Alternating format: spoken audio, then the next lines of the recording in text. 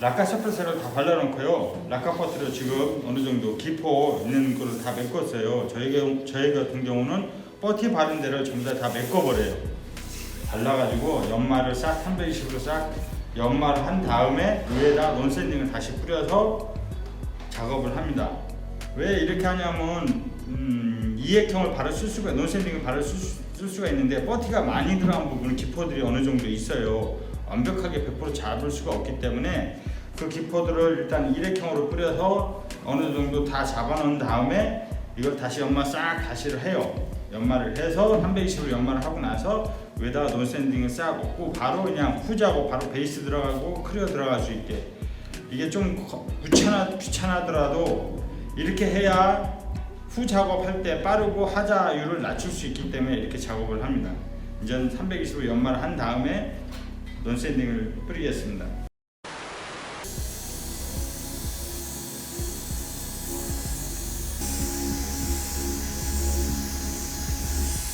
자, 이제 샌다기로 320으로 거의 다 밀었습니다. 그거보다 여기 각이 있죠? 이 각 라인은 샌다기로 작업을 못합니다. 왜냐면 샌다기로 이 각이 다 틀어져 버리기 때문에 아대방 갖다 이렇게 이제 손으로 작업을 해주셔야 돼요.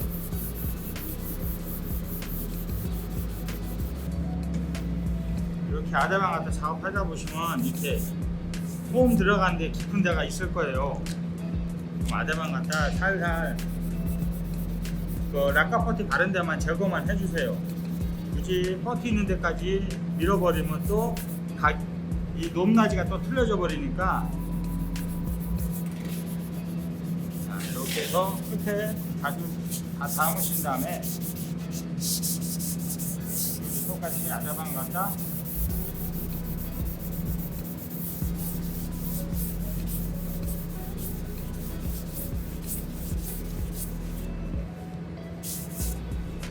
하시고 나머지 부분은 반 접어서 이 끄트머리를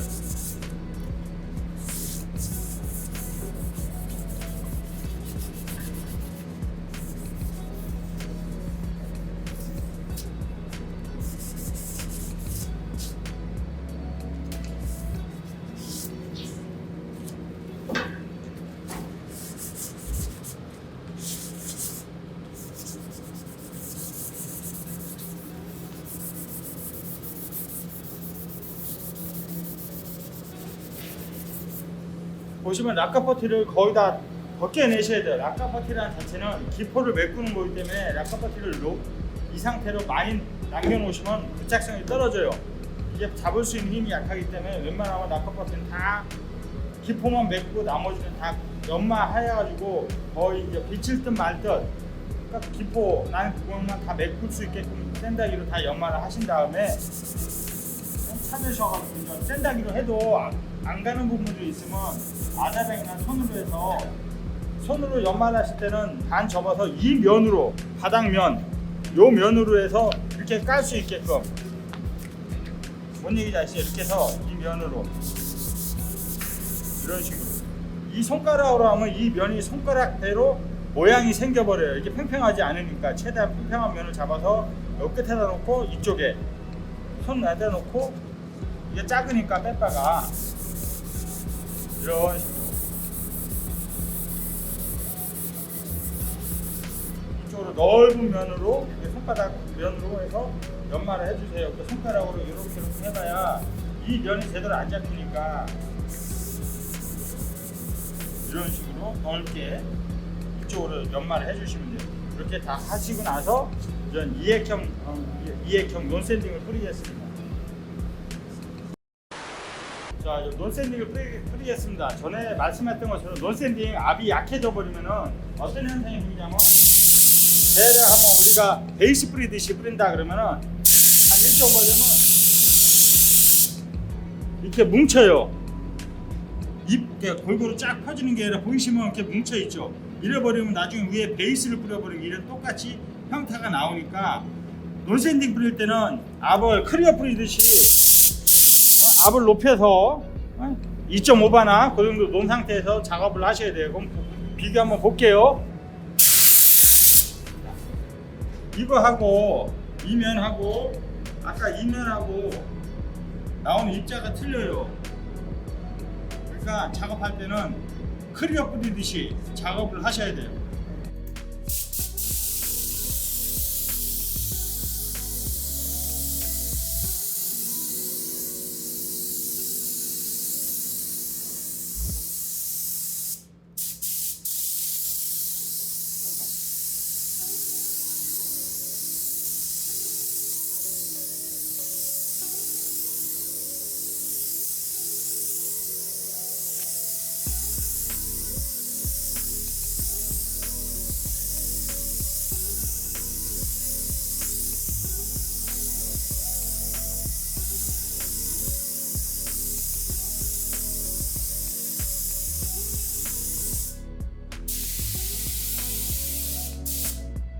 논센딩을 뿌리고 나면 이 아까 처음에 우리가 먹었던 각, 저쪽에서 비치시는 각이 어느 정도 보일 거예요.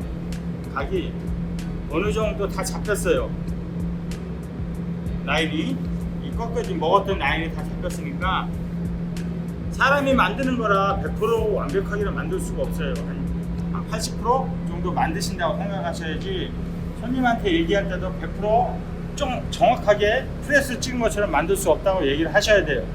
어떻게 사람이 기계 찍듯이 100% 딱 맞출 수는 없으니까 손님들한테 어떻게 얘기하는 것도 도장하시는 분들이 손님에게 고지를 해주셔야 후 작업 나중에 완성품이 나왔을 때 왜 각이 안 맞니 그러니 그런 얘기들을 안 하니까 얘기를 하시고 작업을 하시는 게 좋습니다. 그리고 주위에 이제 논샌딩 뿌리고 나면 먼지들이 앉아 있어요. 요거는 다 건조한 상태에서 스펀지 빼갖고 그 부위만 커팅 해주시고 보시면 이렇게 먼지 앉은 것들이 있거든요. 이런 거는 그냥 상관하지 마시고 스펀지 빼갖고 커팅만 이렇게 살살살살 연마해서 떠내시면 돼요. 자, 건조 제가 뭐라 했어요? 논샌딩은 뿌리고 나서 30분 이내에 후속 작업이 들어가야 되니까 논샌딩 뿌린과 동시에 칠할 수 있는 베이스를 준비를 해서 하셔가지고 바로 건조가 끝난 상태에서 이 먼지 앉는 거 제거하시고 바로 작업이 들어가셔야 돼요. 좀 시간이 지나 경과했다 그러면 이게 부착성이 떨어지기 때문에 다시 연마를 전체적으로 다시 해야 되니까 그런 번거로움 없이 하시려면 빠른 시간 내에 모든 준비를 끝내놓고 바로 후속 작업이 들어갈 수 있게끔 준비를 해주세요. 자, 이제 논샌딩이 건조가 됐고요. 요만큼이 버티가 들어간 부위입니다. 그러면 보통 물빼빠를 저 같은 경우는 물빼빠를 치거든요. 왜 그러냐면 요 높이 논샌딩을 뿌리고 나면 버티하고 논샌딩 사이에 약간의 단차가 있어요.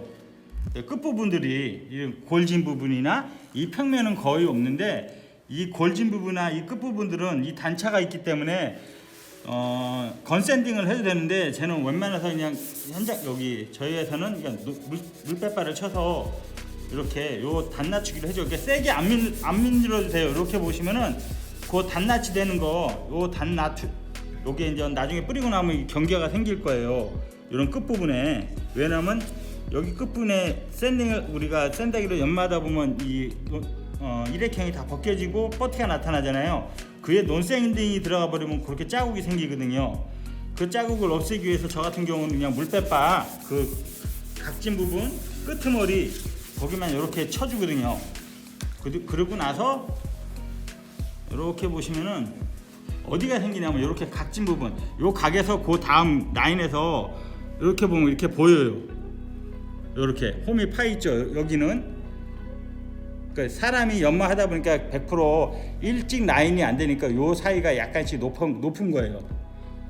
샌다기로 치면서 요 나이 연마를 못 하니까 그럴 때는 물빼빠 갖고 800방 굳이 1200방 안 하셔도 돼요. 이 상태에서 800방을 문질러도 은폐가 다 되니까 이 기수 자국은 다 메꾸니까 물빼빠는 건샌딩보다 곱잖아요. 그러니까 이렇게 높이를 없애주세요.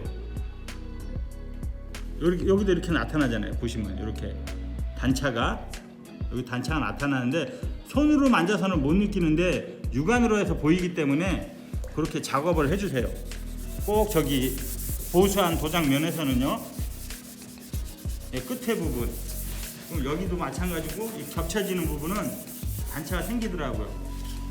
그리고 이렇게 보시면 이 끝에도 마찬가지고 여기 와서 보시면 여기 보시면 이렇게 단차가 생길 겁니다. 여기하고